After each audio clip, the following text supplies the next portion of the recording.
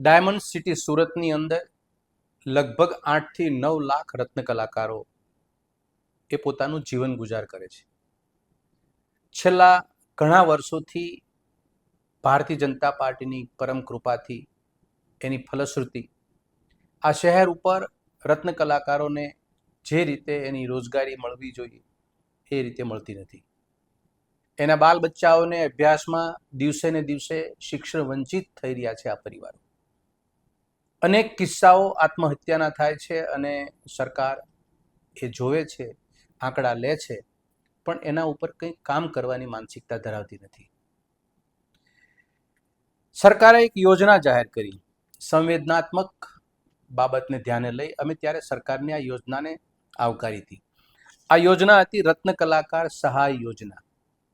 એમના બાળકોને 13,500ની વર્ષે સહાય મળવી અને છોકરાઓ, એના દીકરાઓ છે એ શિક્ષણ વંચિત ન બને. પરંતુ આ માનસિકતા જે ભાજપની છે એ યોજના અને એના ઉપર રકમ ફાળવવાની વાત હોય એ આંકડો એના બરાબર ઢોલ ટીપે. આ કઈ એક યોજનાની વાત નથી, કોઈ પણ યોજના હોય એ અમુક ભાગને, અમુક હિસ્સાને એ લાભ મળે અને બાકીનાને કોઈ પણ નાટક ત્રાગા કરી અને એને લાભાન્વિત કરવા જોઈએ એમાંથી એને બાદ રાખે. 76,000 લોકોએ એપ્લિકેશન રત્ન કલાકાર, બેરોજગાર રત્ન કલાકારોએ કરી હતી. માત્ર હું સુરતની વાત કરું છું. એમાંથી 26,000 એપ્લિકેશનના અરજદારોને એની રકમ મળી નથી.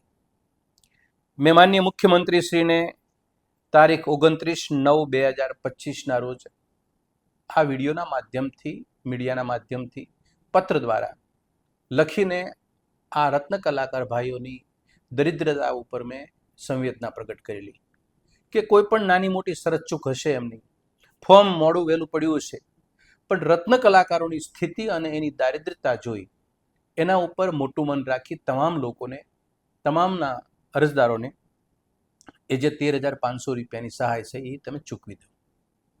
આજે 29/5 છે, 8 મહિના જેવો સમય વી ગયો.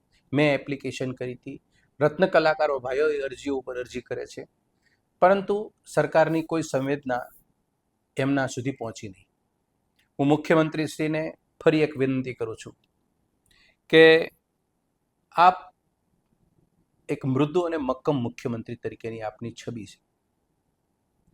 સુરતના રત્ન કલાકારો એ ક્યારેય ભીખ નથી માગી. દશકાઓથી આ ધંધો ચાલે છે. પરિસ્થિતિ ત્યાં નાજુક છે.